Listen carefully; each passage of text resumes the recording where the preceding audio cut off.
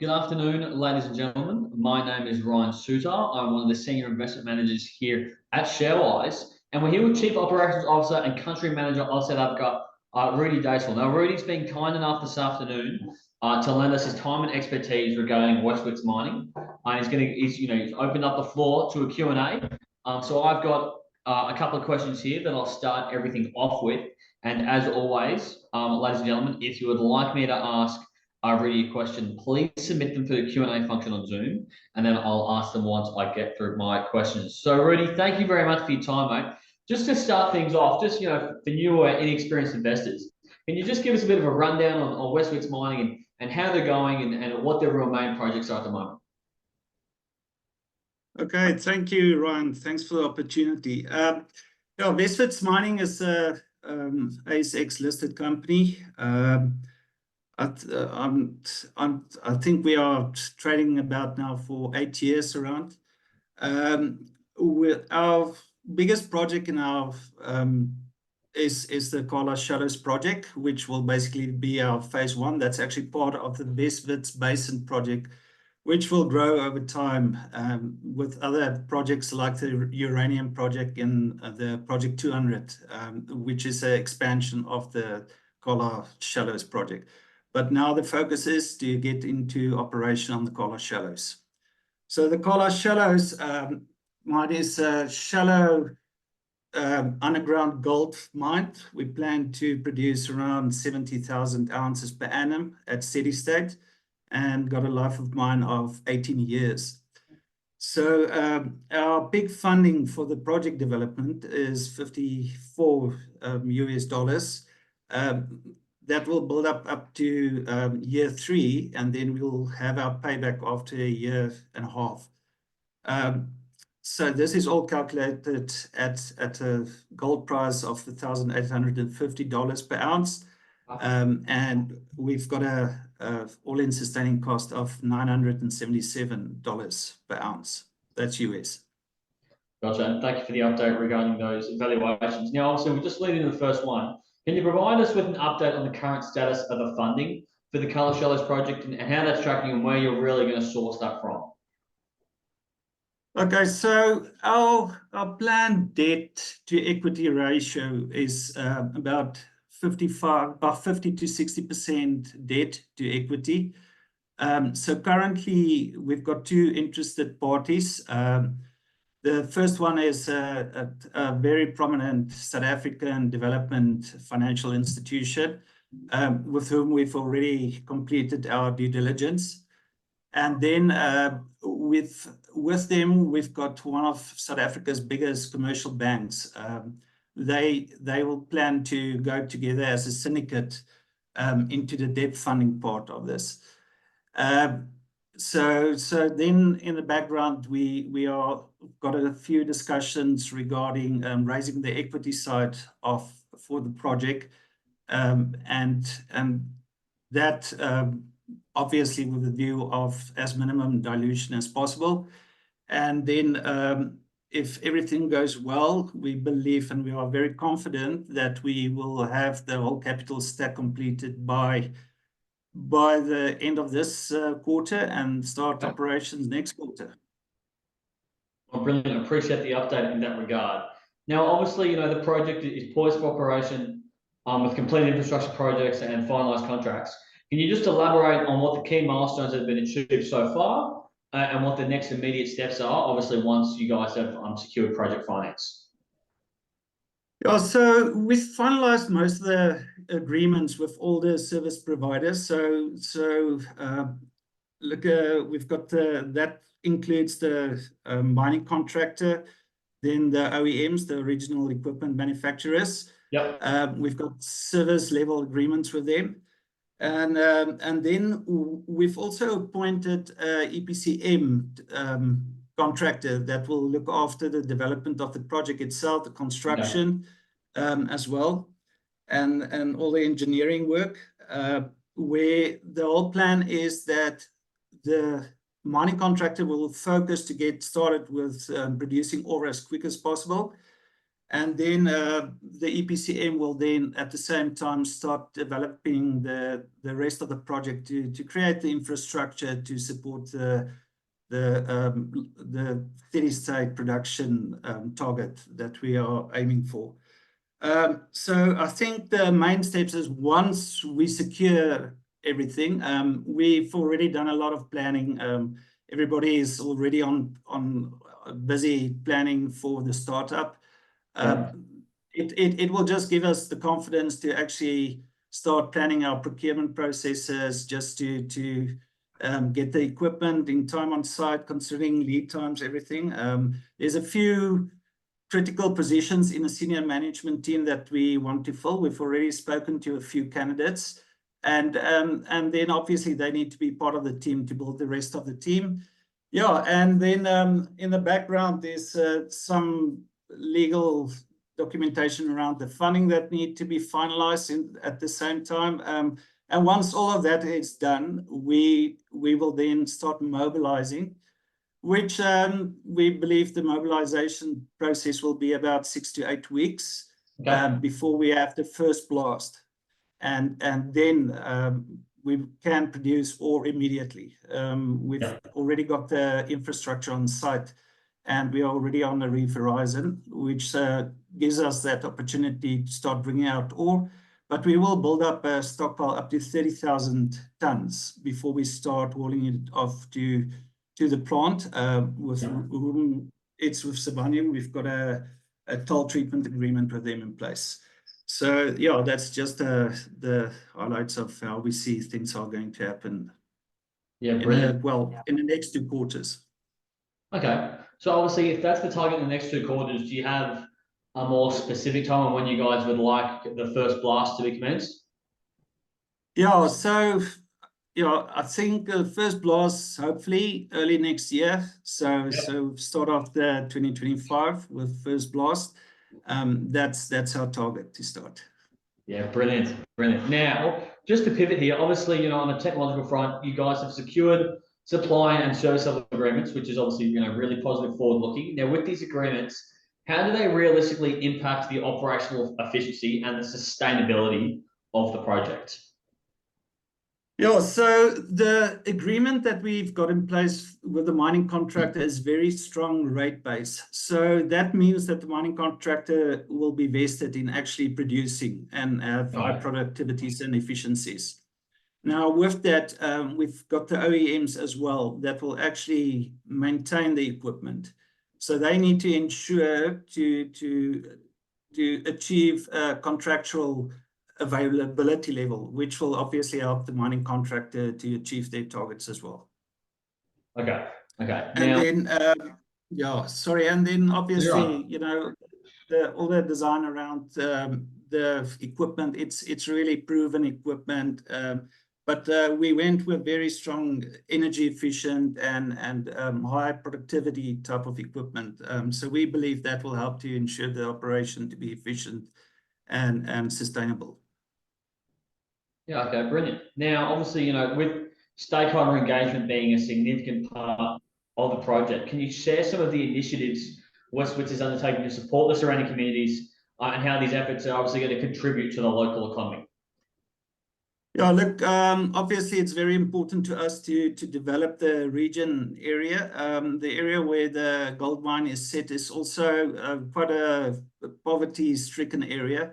So, the biggest factor is that it will create huge job opportunities in the region, and it will bring a bit of economic upliftment in that area close to Joburg. And we've already got a strong stakeholder relationship with the local communities and areas. And we are then also in the background exploring opportunities, how the communities can actually share in that success of Qala Shallows as it develops. Oh, okay. And how, realistically, if there are potential royalty agreements to be arranged, how far down the track are those potential negotiations? Look, we are already discussions. There's obviously a few requirements that we also need to deal with, like local economic development, committees that we need to create in all the different small communities around the mine. So that's already in place, which means that some of these projects will go to them. And like I said, we also look at avenues how we can help them to actually have real feel of the success of Qala shows. Yeah, brilliant. Okay, well, thank you for that one. Now, obviously, you've said that most of the calculations that you've done on, for funding the debt to equity ratios and future profitability are based on gold either being at around, fluctuating between 1850 and 950 US. Now, obviously, with gold currently sitting at around 2400, realistically, what's Westwood's future outlook for gold and other commodities, and what are your key factors when it comes to like an outlook for where it's going to track? Yeah, look, obviously at the price that we used, and we went with a conservative view on this. And look, these financial institutions for funding as well, they also go with a very conservative view on evaluating this project. It gives us a lot of flexibility because we've already got an infrastructure, we've got access to the underground to start mining as quick as possible. We start creating revenue very, very quickly. So which is different from other projects where you've got this construction to a point, spend a lot of capital, and then you only then start paying back on that capital. We are actually able to start to start paying back very soon in the project while we are actually doing the construction of the project itself. Okay. Which means that the higher gold price will actually have an influence on the peak funding, which is very positive for us. So the requirement for funding will be less if we achieve our cost that we are planning for. And then, our outlook obviously on gold is very strong. We believe that with current situation in the world, it supports obviously the gold price. And then, we believe that gold is one of those commodities it's not so readily available because of the lack of exploration over a few years. It puts us actually in a very strong position on the gold side. So for us, this is a great project, and this creates great opportunities for the company to grow from here. Yeah, brilliant. Now, other than obviously, your market positioning and the potential associated with the Qala project, what realistically is Westwitz's competitive advantage? So, if you benchmark it to the companies around us, look, we are small in comparison to the typical South African company. South Africa is used to these huge corporate mining companies.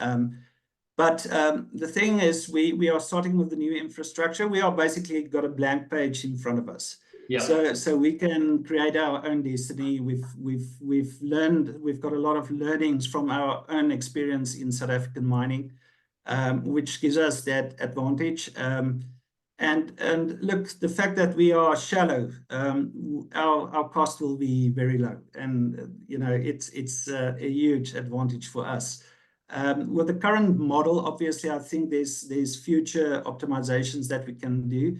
But the big thing for us is to in this current market, to get into production as quick as possible and get started and take the advantage of the current gold price and get things started very quickly.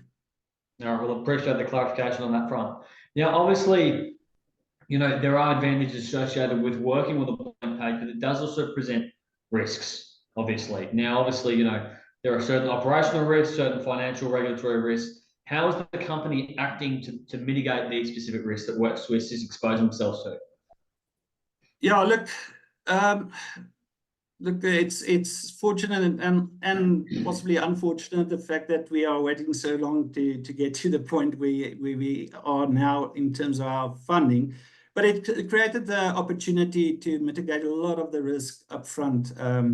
in terms of, for instance, it's always a huge issue to actually get that decline to a point to underground to actually without some risk. And we had that learnings when we did the early works project at Qala Shallows. But all of that infrastructure has already been done. So a lot of that underground experience of the ground conditions, etc. We've dealt with that already. The other thing is licensing and permitting is also a huge risk factor to a project like this, of which we had the time to get that sorted and everything is in place. Power allocation, water allocation, all of those type of things, and then also understanding the all risk around communities around the mine. We also had a lot of time to mitigate a lot of that, which gave us a big advantage. So one thing as well is the fact that we've gone underground. We were able to actually do some underground sampling, so we understand the geology much better than other greenfields projects, which gives us a big advantage in terms of the understanding of the geology and the confidence in our resource as well. Okay, well, thank you for that clarification. Now, obviously, with the main focus at the moment being, securing the funding and actually getting the project up and running, in the medium to long term, how do you realistically see the project and the company growing? So, look, first with Qala Shallows, that will be phase 1. We've got 2 prospecting rights that's currently with the mineral department as well, of which the one are very close to be finalized, and which will add a lot of that to our resource, and that's purely on the project. Now, once funding is secured and we get the project on the go, it opens up the opportunity for us to start looking at our project 200, which we mentioned previously in the media before, which we intend to grow the production from the 70,000 ounces per annum to the 200,000 ounces per annum in gold production. And then on that, we've also got on a mining right, our uranium project, which will then create for us the opportunity to get some exploration going on that, because we need to get that also in a JORC compliant resource state, which will then create start the startup of studies to get that project on the go as well. So that's how we see in the near future, medium term, where the project will go. And then obviously there are other projects that we are also looking at and investigating just on the business development side. Okay, all right. Well, we really appreciate the clarification, and I'm sure the participants will appreciate the update. Now, that wraps up my questions. I've got a couple here from some participants. Now, the first one here says that Simon has mentioned to me in the past that the headcount for the project will reach 950. Most of this is contractor staff. What will Westwit's corporate staff / management staff be? Who will oversee contractor management? And are there KPIs in place to ensure contractors meet production targets? Yeah, so look, the intention of this Wits and how we set up our whole org structure is that we will have a very small overhead structure. It will be focused on the operations itself. There are key positions that we still require, like mine managers, project manager, and some of those senior positions, which we've already speaking to a few candidates that needs to get into that. But that's all part of what we've planned and what's been allowed for in the feasibility study, as the public can see. So not only on that, we also got already a well-defined budget system in place, a planning system and cycle to make sure that we firstly achieve our targets, but as well have good cost controls in place. We've also appointed a QS company, which will just look after all the certification, validation, and cost controls on the project development side as well, and make sure that we stay within that controls. And then obviously there will be a steering committee from the funders side as well, which will ensure that we achieve that stage gauge as well as stay within our budget that we've planned for. Okay, well, appreciate the update on that one. Now, additionally, obviously, you've spoken about, the 6 to 8 weeks, essentially for everything to be, kind of sorted and rolled out before it can all commence. Now, is that realistically going to be enough time for contractors to recruit, a large amount of staff, procure the required equipment, and obviously get set up on the site? Look, we are currently already working in the background. Okay. I mean, the EPCM guys are, and we're trying to do as much as we can with as little as possible until we've got the whole funding secured. But we do have already teams on the ground. The EPCM contractors already on site. So there's already a lot of work that's been planned in the background to ensure that we get that quick start and have everything in place. Once again, the infrastructure that's already on site is almost like a plug and play. It's really get everything on site very quickly, and that we can even start gradually up front once we've got a strong view on when we will actually have the final sign off of the funding. Okay. Well, appreciate the update in that regard. Just pivoting here briefly. Now, I know you did mention 950 is essentially being the funding replacement rate. Now, considering the global market conditions at the moment, and essentially just the global inflationary period that we're currently in, is that 900 to 950 mark per ounce still approximately going to be your equivalent return rate, or? Yeah, look, that's what we plan to achieve. So for us, that's what we will do. Look, once the whole way that we want to structure this company as well is planned around low cost based mining setup, and for us, we are very confident that we can achieve that target. Okay, all right. Well, appreciate that one, Rudi. Now, just the last one today before we wrap things up. Another participant asked, how do Westwits intend on transporting the ore for treatment considering traffic issues? What is the proposed route? Okay, so the proposed route from Qala shows we are actually quite close to one of our national highway roads, N1. For the guys, obviously you guys won't in Oz won't know exactly where that is, but what it means is there's very limited. Well, there's actually no travel for the trucks through community areas, which is usually the risk, what you do in that. We've worked on that. We've got already done permits with the local authorities in terms of our traveling route and everything. So we see that a lot less of a risk for us.